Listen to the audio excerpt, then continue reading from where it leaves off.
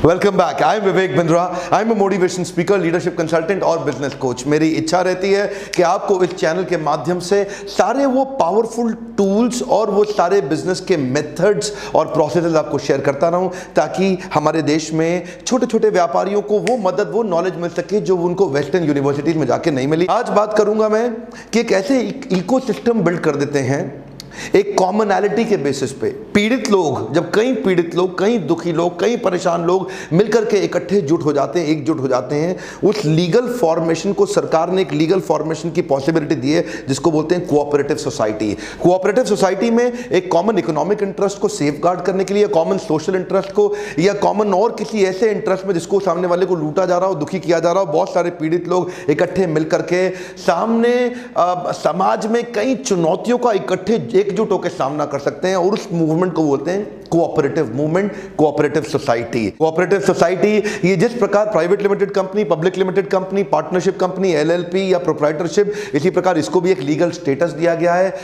10 या 10 से ज्यादा लोग मिलकर के कोऑपरेटिव सोसाइटी को शुरू कर सकते हैं। इस वीडियो में बहुत जल्दी 5 छोटी छोटी स्टोरीज बताऊंगा जिससे 5 प्रकार के मूवमेंट्स आपको समझ में आएंगे, और हो सकता है ये मूवमेंट अगर आपको समझ में आ गया तो आप भी समाज की भलाई के लिए और अपने बिजनेस की बढ़ोतरी के लिए इसका इस्तेमाल कर सकते हैं। मेरा पहला एग्जाम्पल रहेगा प्रोड्यूसर कोऑपरेटिव की। गोपाल यादव, जो कि झलवा नाम का स्थान इलाहाबाद के नजदीक, वहां पे एक गांव है, वहां पे बांस के पत्तों का पंखा बनाता। अब ये बांस के पत्तों का पंखा क्या, जिस जिस जगह पे इलाके में बिजली नहीं आती वहां हाथ से हिलाकर पंखा झल के आदमी अपने आप को थोड़ा सा सुख दे पाता है, और वो उस पंखे का बड़ा अपने आप में एक मार्केट है, लोगों को चाहिए। लेकिन ये बेचारा जो यादव है, गोपाल यादव, ये उतना पंखा नहीं बना पाता। ये बना के कितना बहुत मेहनत करता, लगाता, बहुत ही मेहनत करता, तो 50 ही पंखा बना पाता है। अब 50 पंखा जाके आसपास गांव में बेच आता है। गांव में परचेजिंग कैपेसिटी कम, गांव में परचेजिंग पावर कम, तो पंखे का पैसा इसको कम मिलता है। इसको पता है जो गांव में ये पंखा 5 रुपए का बेच रहा है, ये बाजार में चला जाएगा तो 25 रुपए का, 30 रुपए का, 35-40 रुपए का बिकेगा। ये जानता है अच्छे से।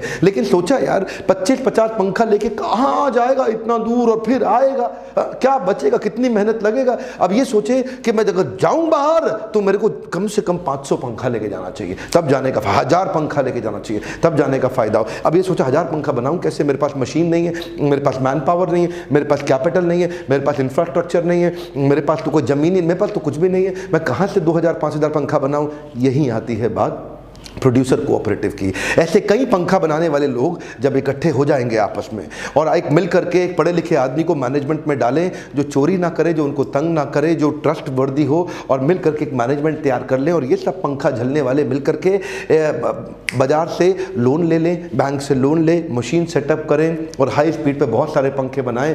वही पंखा जो आज 5 रुपए का बेच रहे हैं, वही जाकर के मार्केट में 40 रुपए का बेच पाएंगे, मार्जिन बढ़ जाएगा, कमाई होगी, जिसकी जितनी कैपिटल उसमें उतना बढ़ता चला जाएगा। इसको और समझना चाहते हैं, मेरी पुरानी केस स्टडी लिज्जत पापड़ की आपने देखी होगी, अगर नहीं देखी देख लीजिए, मजा आ जाएगा। अमेजिंग केस स्टडी है लिज्जत पापड़ की। Farmers cooperative society. फार्मर्स की पीड़ा को तो आप जानते हैं, आप पहचानते हैं। महाराष्ट्र के अंदर क्या हुआ आपने देखा, मुंबई तक के लोग पहुंच गए। फार्मर्स हमारे देश के आज सुसाइड कर रहे हैं, आत्महत्या कर रहे हैं, कर्जा चुका नहीं पा रहे हैं, जमीनें बेचनी पड़ रही है।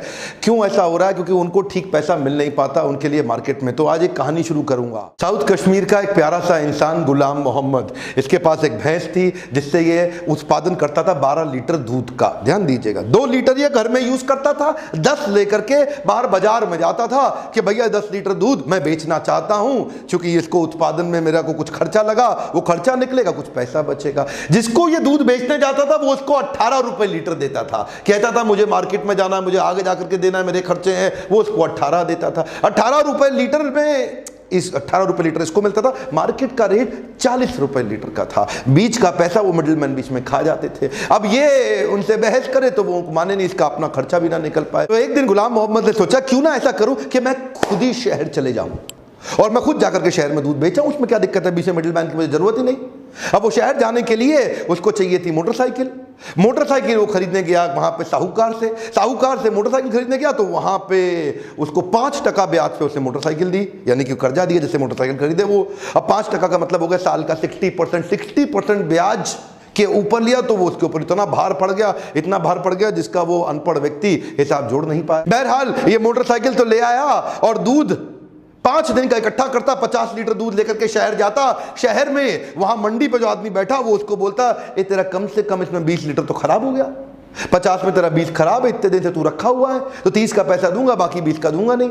वो 30 का इसको थोड़ा बहुत पैसा और देता था, और 20 जो बाकी है उसमें पानी मिला करके वो खुद बेच के खुद मोटा पैसा कमा लेता है। गुलाम मोहम्मद अभी भी परेशान, बोला मोटरसाइकिल खरीदी, वहां पे लुटा मैं कर्जे के चक्कर में। पहले मैं लुटता था, वो 18 रुपए लीटर देता था, अब लुटता हूं, ये आधा दूध वापस देता है, उसकी भी कीमत पूरी नहीं देता, और मेहनत पूरी करता हूं। मैं भैंस के बाद और भैंस खरीदना चाहता हूं, मेरे पास कोई जुगाड़ ही नहीं। दुखी परेशान गुलाम मोहम्मद अपनी सारी समस्या, अपनी सारी पीड़ा अपने मित्रों को आसपास गांव में बताता था, उनसे पूछता था समाधान। तभी पता चला एक ऐसी संस्था आई है उनके गांव के पास जो उसके जैसे कई लोगों से दूध इकट्ठा करती है, मिल्क प्रोक्योरमेंट करती है। और यह संस्था 18 रुपए लीटर नहीं देती उसको दूध का, 20, 25, 30, 35 रुपए लीटर देती है उसको, नहीं थोड़ा और ज्यादा, 40 रुपए लीटर नहीं, और ज्यादा 45 नहीं, 49 रुपए लीटर दूध कब मिलता है गुलाम मोहम्मद को।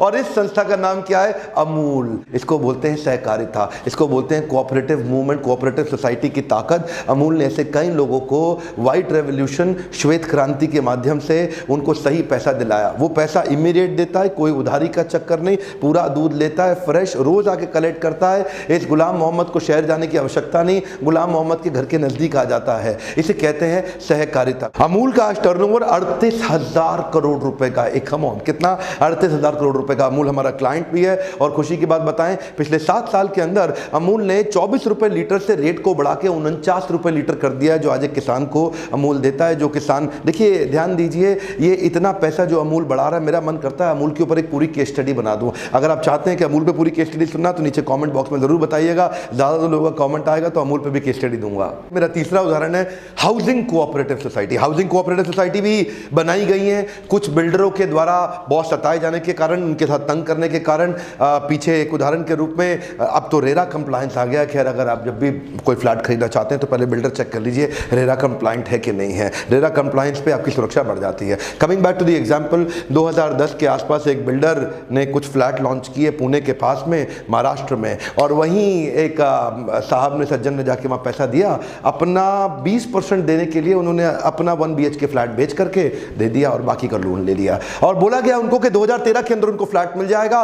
2013 आया तो बोला 2015 में मिलेगा, थोड़ा डिले हो गया। 2015 आया तो बताया मार्केट में बहुत तकलीफें चल रही हैं, 2017 में होगा, 2020 में होगा।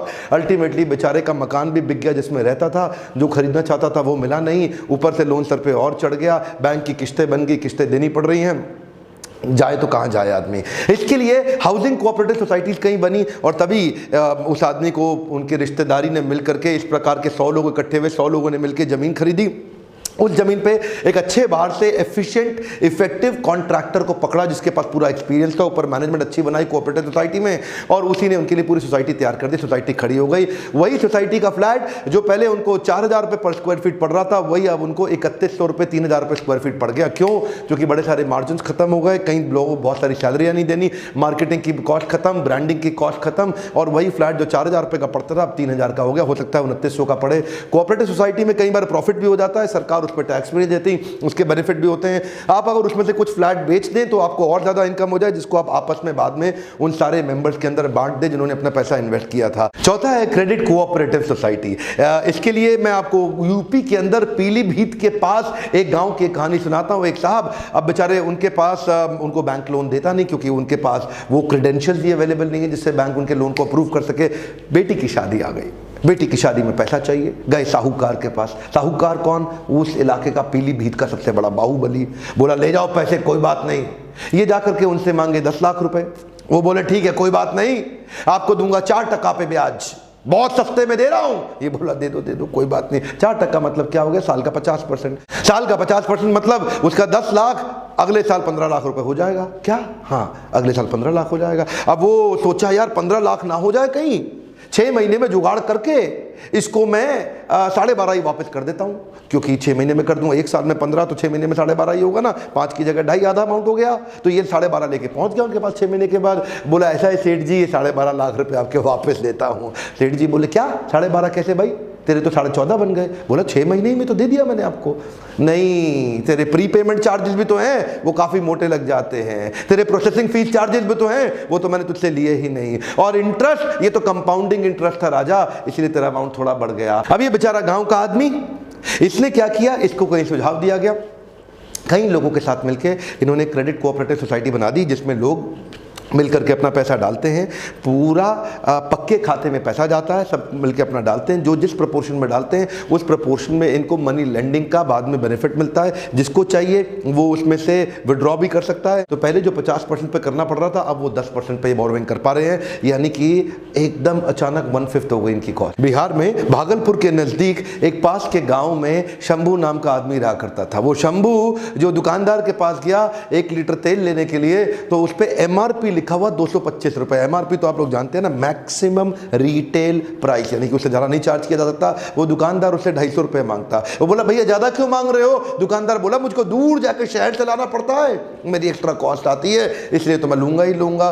शंभू बेचारा दुखी, शंभू उससे बहस करे, वो आदमी माने नहीं। वही दुकानदार, वही लाला जी जब सब्जी खरीदते हैं, जो सब्जी का प्रोड्यूसर है उससे खरीदते हैं, तो उनके तराजू ऐसा है कि उससे खरीदते हैं 10 किलो और मिल जाती है 11 किलो, बेचारे की 1 किलो फालतू निकल जाती है। और जब वो शंभू को बेचते हैं तो शंभू को बेचते हैं 10 किलो, शंभू को मिलती है 9 किलो, तो शंभू को 1 किलो कम मिलती है। तो खरीदने वाले से 1 किलो निपटा गए, बेचने वाले को भी 1 किलो निपटा गए। इसको क्या बोलते हैं? इसको बोलते हैं चोर बाजारी। इतना ही नहीं, जब कोई सीजन का समय आता है तो अडल्ट्रेशन भी करते हैं, मिलावट भी करते हैं। यही जब दूध बेचते हैं तो उसमें पानी मिला देते हैं, केमिकल मिला देते हैं। जब मिठाई बेचते हैं तो मावे के अंदर गलत चीज़ें और मिला देते हैं। जब कुछ रंग बेचते हैं तो उसमें कुछ मिलावट। जो चीज़ बेचते हैं वो मिलावट से भी ये पैसा कमाते हैं। इसको बोलते हैं बहुत बड़ी चोर बाजारी। 1948 में स्वतंत्रता मिलने के जस्ट बाद कुछ मजदूरों ने मिलकर मुंबई के अंदर अपना बाजार नाम की संस्था की स्थापना करी। ये भी एक कोऑपरेटिव मूवमेंट। और देखिए कोऑपरेटिव सोसाइटी आज 150 करोड़ का टर्नओवर हो गया, इनके 80 से ज़्यादा आउटलेट हो गए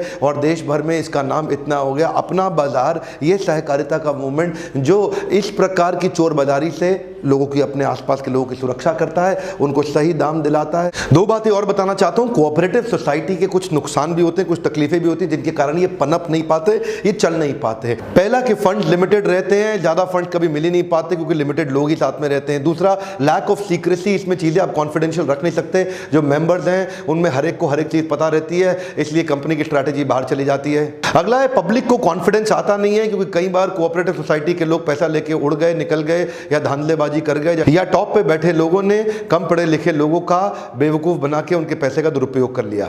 कई बार कम शिक्षित लोग उसको करते हैं तो मैनेजरियल स्किल की कमी होती है, तो lack of managerial skills. Efficiently ना चलाया जाए तो लॉस भी हो सकता है। अलग अलग प्रकार के लोग इकट्ठे आते हैं तो आपस में कॉन्फ्लिक्ट अमंग मेंबर्स, ये भी एक चुनौती है। और किसी की पर्सनल बहुत बड़ी कमाई नहीं होती, तो इसलिए लैक ऑफ मोटिवेशन भी एक दिक्कत रहती है। और फाइनली, क्योंकि ये एक लिमिटेड स्कोप की कंपनी है तो लिमिटेड जगह रह जाती है, ये पूरे देश भर में, दुनिया भर में नहीं फैल पाती। बहरहाल इन सब चुनौतियों का सामना करते हुए कई कंपनियां निकली, पूरे देश में, पूरी दुनिया में फैली। अमूल उनमें से उदाहरण है, लिज्जत पापड़ उदाहरण है। आप चाहते हैं क्या उनके ऊपर मैं और उदाहरण और केस स्टडी बनाऊं, तो अमूल के ऊपर पूरी केस स्टडी बनाने की इच्छा तो रखता हूं। और दूसरी बात बताऊंगा, कोऑपरेटिव सोसाइटी बनाने की प्रक्रिया क्या है, उसका मैं नीचे आपको डिस्क्रिप्शन में लिंक दूंगा। आप फेसबुक अकाउंट पर जाइए, वहां पूरा आपको प्रोसेस का शीट मिल जाएगा। अगर आप अपनी कोऑपरेटिव सोसाइटी बनाना चाहते हैं तो किन स्टेप्स को फॉलो करना चाहिए। बहरहाल 100 बात की एक बात, एजुकेशन पे, अपनी लर्निंग पे इन्वेस्ट करना ही चाहिए।